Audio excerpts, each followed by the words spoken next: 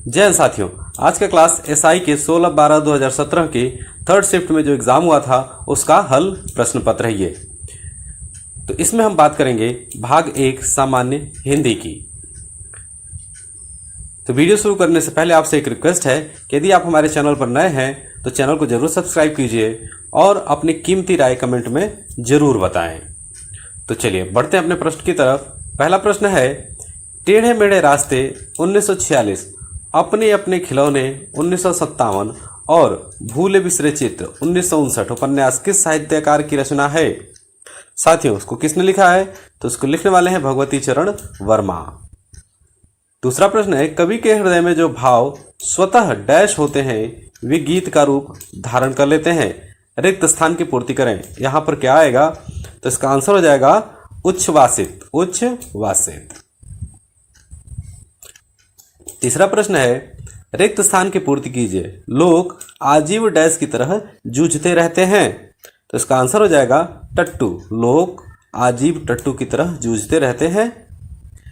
नमक मिर्च लगाना, इस मुहावरे के उचित अर्थ का चयन करें। नमक मिर्च लगाना, इसका अर्थ क्या हो सकता है? इसका अर्थ हो सकता है बढ़ा चढ़ाकर कहना। दिए गए विकल्पों में से कौन सा विकल्प कालवाचक क्रिया का विशेषण नहीं है? साथियों, कालवाचक क्रिया का विशेषण नहीं है, वह है बाहर भीतर। बाहर भीतर। हाथ मलते रह जाना, इस मुहावरे का अर्थ स्पष्ट कीजिए। साथियों, हाथ मलते रह जाना का अर्थ क्या होगा? पछताना। Option C. बिरह हस्ती तन साले धाय करे चिच्चूर, इनमें से किस अलंकार का प्रयोग हुआ है? इसमें कौन सा अलंकार है? बिरह हस्ती तन साले घाय करे चिच्चूर। विरह हस्ती तनसालय घाय करे चितचूर, इसमें किस अलंकार का प्रयोग हुआ है? तो इसका आंसर हो जाएगा रूपक अलंकार। ऑप्शन डी, रूपक अलंकार। गुदड़ी का लाल, इस मुहावरे से क्या आशय है? साथियों, गुदड़ी का लाल का अर्थ क्या होगा? तो इसका अर्थ हो जाएगा निर्धन परिवार में गुणी का जन्म होना। बिखरे मोती का पहला कहानी संग्रह है। बिखरे मोती डैश का पहला कहानी संग्रह है, तो ये है सुभद्रा कुमारी चौहान। इनका पहला कहानी संग्रह क्या है? बिखरे मोती। वह व्यक्ति न्यायप्रिय था। वह व्यक्ति न्यायप्रिय था। वर्तनीगत त्रुटि सुधारें, इसमें त्रुटि कौन सी है? तो उसमें होगा वह व्यक्ति न्यायप्रिय था।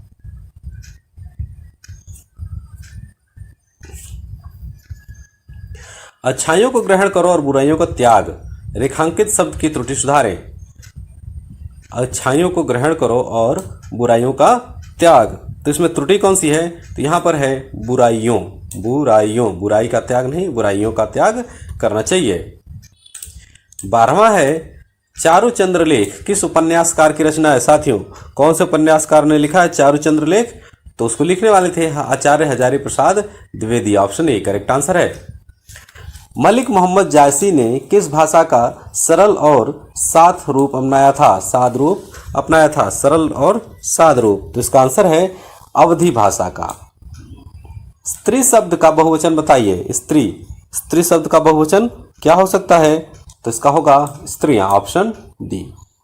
समानाधिकार और व्याधिकरण किसके भेद हैं? साथियों, समानाधिकार और व्याधिकरण समुच्चय बोधक के भेद हैं। ऑप्शन ए करेक्ट आंसर है।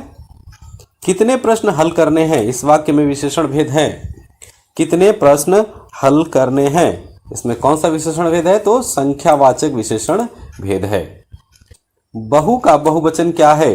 साथियों, बहु का बहुवचन होगा बहुएं। Option A. आदि का विलोम शब्द क्या है? साथियों, आदि का विलोम होगा अनादि। Option A.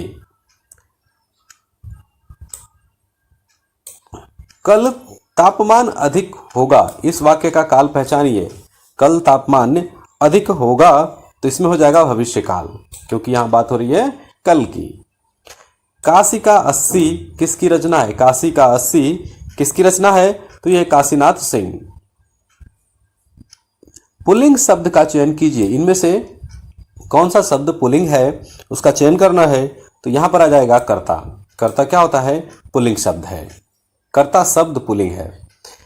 अखियां हरि दर्शन की भूखी, इस पंक्ति में कौन सा अलंकार है? साथियों, कौन सा अलंकार होगा? तो मानवीकरण अलंकार होगा। ऑप्शन डी करेक्ट आंसर हो जाएगा। रिक्त स्थान की पूर्ति कीजिए। डैश पानी से लोग डूबते हैं तो कहीं डैश खरीदा जाता है। डैश पानी से लोग डूबते हैं तो कहीं डैश खरीदा जाता है। तो यहाँ पर हो जाएगा कहीं पानी से लोग डूबते हैं तो कहीं पानी खरीदा जाता है। 24वां प्रश्न है, स्थावर का विपरीत शब्द क्या है? स्थावर का विपरीत शब्द क्या हो सकता है? तो ये होगा जंगम, ऑप्शन डी। शरीर के अंग के आधार पर दिए गए पुल्लिंग या स्त्रीलिंग शब्दों का सही जोड़ा कौन सा नहीं है? तो इसका राइट आंसर हो जाएगा ऑप्शन सी, कलाई, तलवा, पुल्लिंग। प्रेमचंद का साहित्य राष्ट्रीय चेतना का पूंजीभूत ज्योतिष स्तूप है। रेखांकित शब्द की त्रुटि सुधारें। इसमें से कौन सा त्रुटि है? तो यहाँ पर हो जाएगा पूंजीभूत। कला और बूढ़ा चांद के लिए सुमित्रा नंदन पंत को किस साहित्य पुरस्कार से पुरस्कृत किया गया? कला और बूढ़ा चांद, इसका आंसर हो जाएगा हिंदी साहित्य अकादमी पुरस्कार। इनमें से कौन सा शब्द योगदान शब्द का समानार्थी नहीं है? साथियों, योगदान का समानार्थी कौन सा नहीं है? तो वह है हित, ऑप्शन बी। निर्विभक्ति रूप के आधार पर बहुवचन शब्द पहचानिए। तो इसका आंसर हो जाएगा ऑप्शन बी, लड़के। हिमगिरी के उत्तुंग शिखर पर बैठ शिला की शीतल छाह, ये पंक्तियां किस काव्य रचना से हैं? कहाँ से ली गई है? तो इसका आंसर है ऑप्शन बी, कामायनी से। रिक्त स्थान की पूर्ति कीजिए। केले डैश छिलकों डैश सब्जी खाइए। तो इसका आंसर हो जाएगा केले के छिलकों की सब्जी खाइए, ऑप्शन ए करेक्ट आंसर हो जाएगा, केले के छिलकों की। इनमें से कौन सा शब्द चतुर का समानार्थी शब्द नहीं है? साथियों, चतुर का समानार्थी नहीं है तो वह है तीव्र बुद्धि, ऑप्शन डी, तीव्र बुद्धि। ये इसका समानार्थी नहीं होगा। अपनी करनी पार उतरनी का अर्थ क्या होगा? साथियों, अपनी करनी पार उतरनी का अर्थ हो जाएगा खुद अपना किया काम ही फलदायक होता है। खुद अपना किया काम ही फलदायक होता है।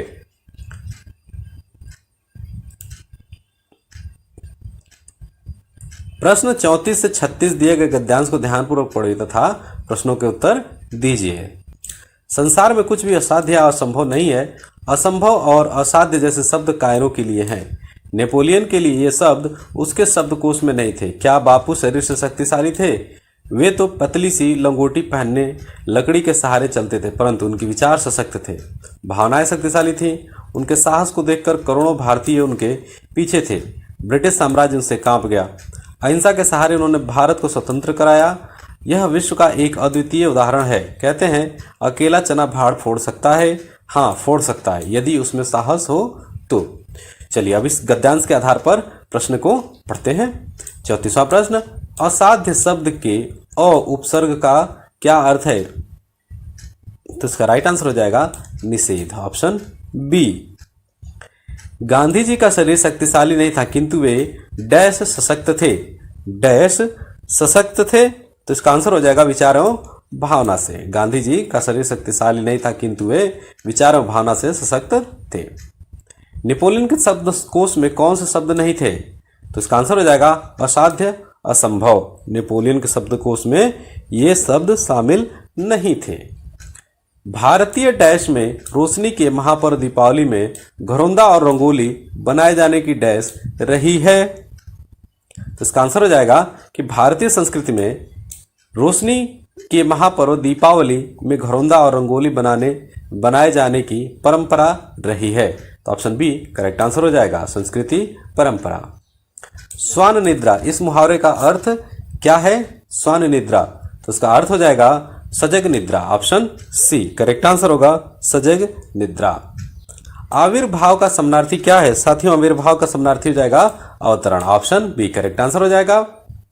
ये 40वां प्रश्न और इस वीडियो का लास्ट प्रश्न है कि इनमें से कौन सा तत्सम तद्भव का सही जोड़ा नहीं है? तत्सम और तद्भव का सही जोड़ा नहीं है, तो उसका आंसर है नजर और आंख। ये तद्भव और तत्सम का सही जोड़ा नहीं है।